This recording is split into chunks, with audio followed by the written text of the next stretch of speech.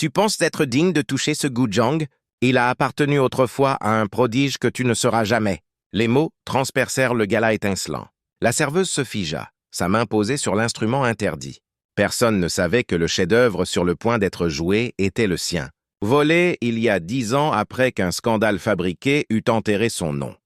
L'homme qui se moquait d'elle maintenant était le mécène même qui avait ordonné son silence. Elle sourit faiblement, pinça une seule corde, et le système de reconnaissance des droits d'auteur de la salle déclencha une alarme.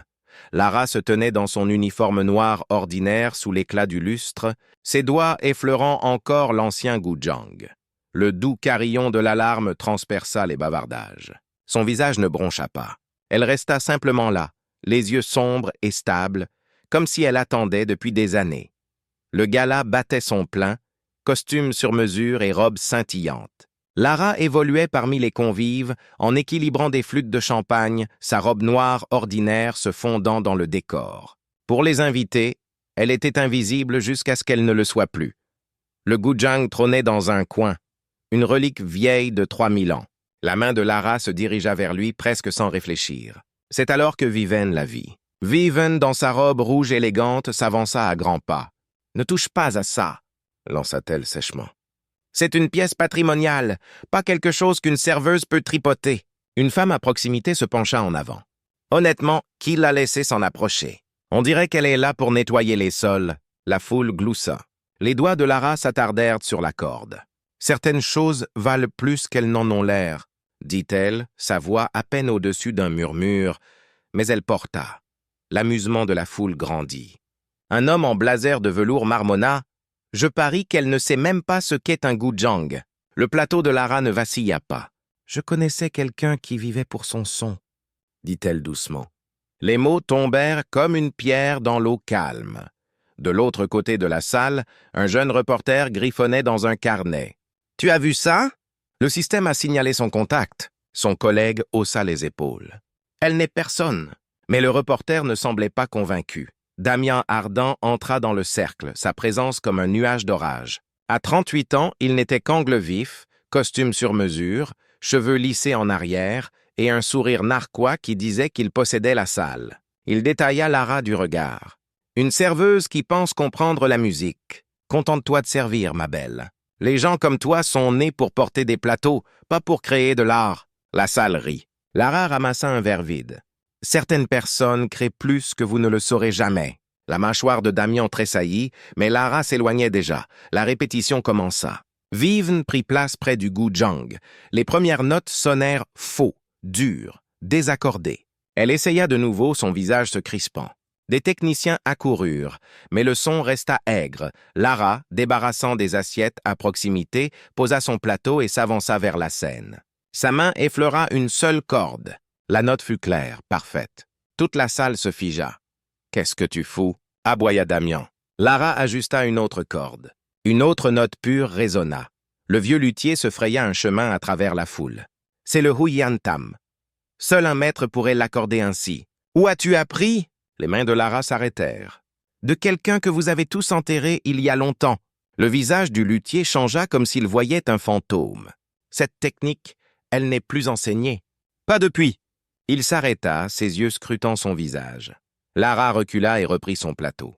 Mais le luthier ne bougea pas, son regard fixé sur elle.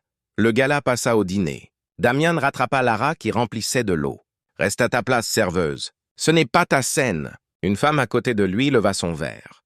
À la vraie musique, quelque chose qu'une serveuse ne pourrait jamais comprendre, la table rit. Les légendes commencent par des vérités que vous déformez. Dit doucement Lara. La table se tut. Damien se pencha plus près. Si tu es si talentueuse, pourquoi es-tu là à essuyer des tables? Certaines personnes n'ont pas besoin d'une scène pour prouver qui elles sont, dit-elle calmement. Une nouvelle voix trancha. Le maître de cérémonie prit le microphone. Notre mécène anonyme est ici ce soir, Théo Rennes. Théo entra dans la lumière, sa présence discrète mais imposante. Ses yeux trouvèrent Lara de l'autre côté de la salle. La performance de Viven fut la suivante. Elle s'assit au gujang, mais la musique vacilla. Les notes s'entrechoquèrent, saccadées et fausses. Théo leva la main. Quelqu'un peut-il sauver cette performance? Damien rit. Quoi? Tu vas laisser la serveuse essayer? J'aimerais qu'elle le fasse. Dit Théo, la salle haleta, puis rit. Le visage de Viven se tordit. Tu plaisantes. Damian vit son opportunité.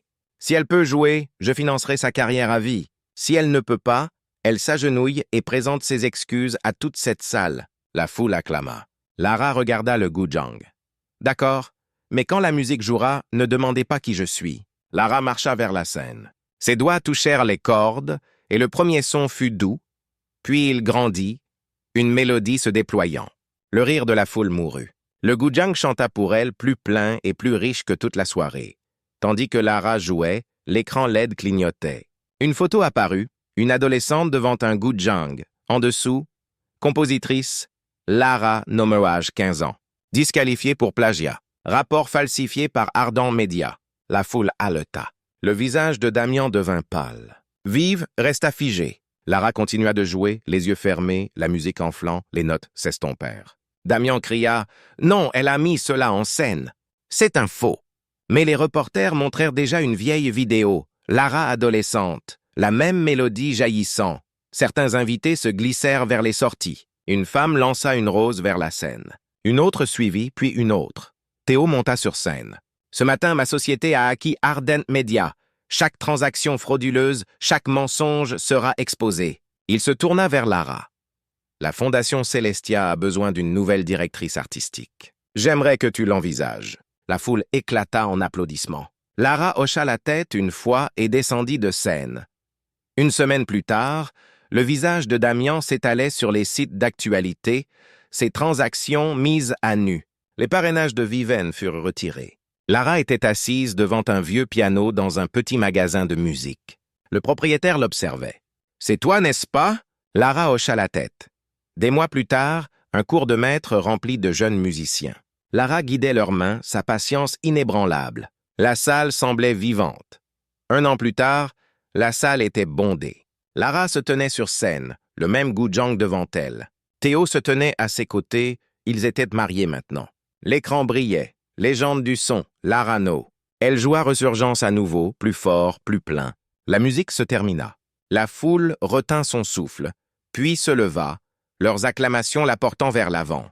L'écran clignotait une dernière fois. La fille qu'ils ont moquée, la légende qu'ils n'oublieront jamais.